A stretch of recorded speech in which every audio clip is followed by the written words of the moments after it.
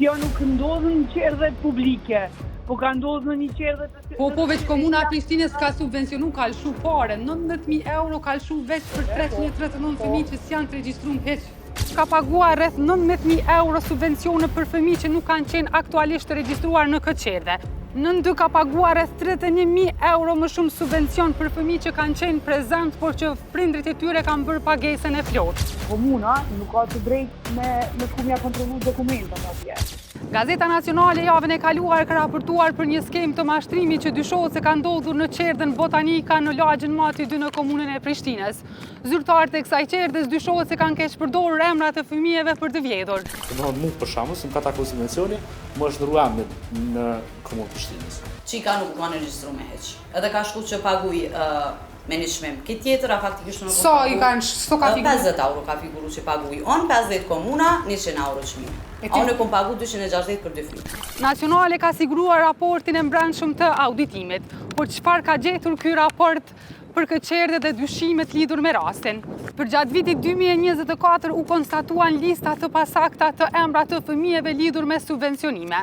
Vetëm për gjatë vitit 2024, rreth 339 fëmijë kishin qenë pjesë e listës të subvencionimeve, pavarësisht që këta fëmijë nuk kishin qenë aktualisht të regjistruar në këtë qerdhe.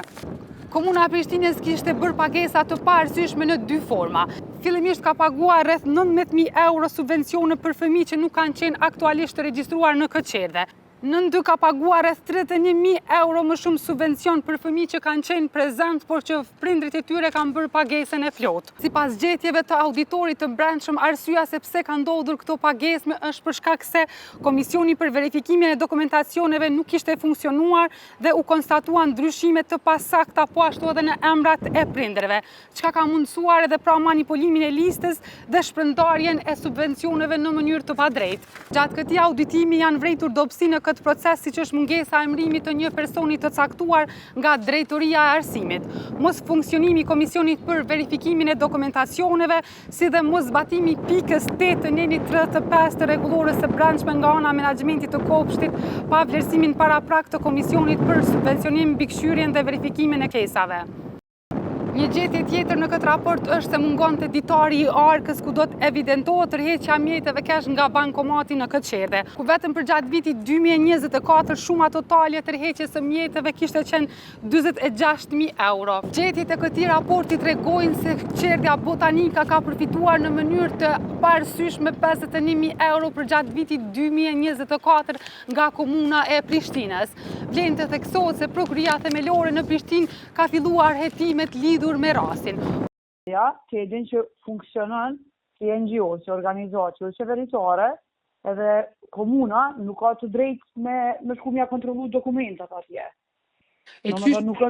Po, qysh është e mundën që ta emna me arë në komunë të Prishtinës të lista, me qëndru 339 fëmijë që nuk janë të regjistruar në qerdhe, edhe me përfitu, ju minshu 90.000 euro për emna të cilat nuk janë të regjistruar fare në qerdhe. Në 10 sekundë. Ato janë ndërzuar si emra që kanë regjistrim të rregullt. Ato qerdhës i takon përgjegjësia plot e prezantimit të emrave. Me gjas, na tash na ju kena hi edhe viteve dhe më herët.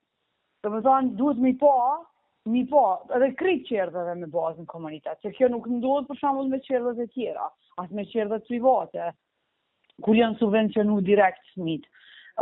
Po këtu ka ndodhur me gjatë një diçka ka ndodhur te qerdhja Botanika tani për tani, për ndryshe unë kam kërkuar që krejt qerdhet me bazë në komunitet me u përfshi në auditim.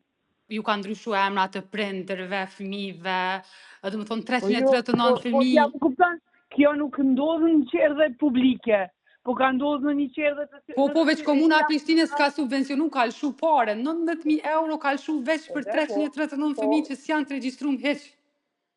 Po jep dikush përgjegjësi për këto, apo kupton?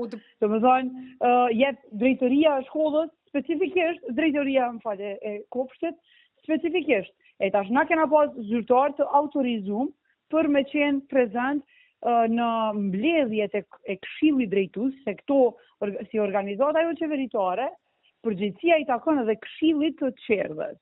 Patjetër se po, administrohen tërësisht aty, edhe ata i kanë miratu listat.